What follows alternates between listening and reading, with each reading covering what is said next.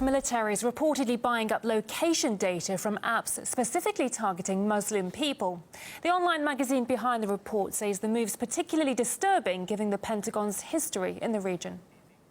The US military, which has infamously used other location data to target drone strikes, is purchasing access to sensitive data.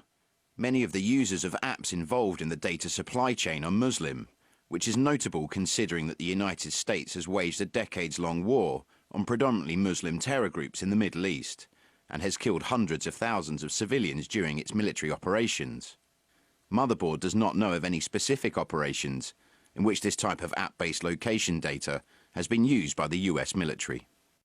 It's stated that the US government obtains data from Muslim-focused apps like Muslim Pro, which claims to be the most popular of its kind with almost 100 million users. Others include Muslim Mingle, a dating app with more than 100,000 downloads, and similar apps being targeted focus on specific Muslim countries like Iran, Turkey and Egypt.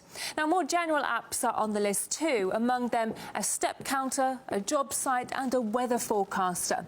Apps selling their data to brokers is not unusual. In this case, the broker is a company called X-Mode. It makes money from selling access to clients, including defense contractors and the US military.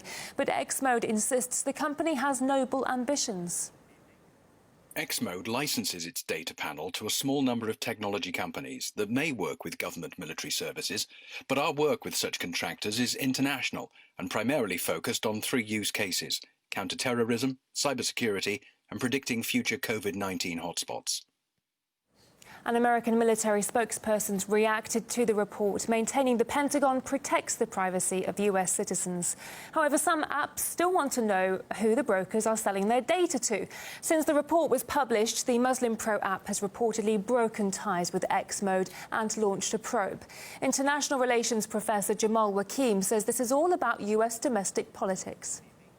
The United States is passing through a deep economic, social and political crisis.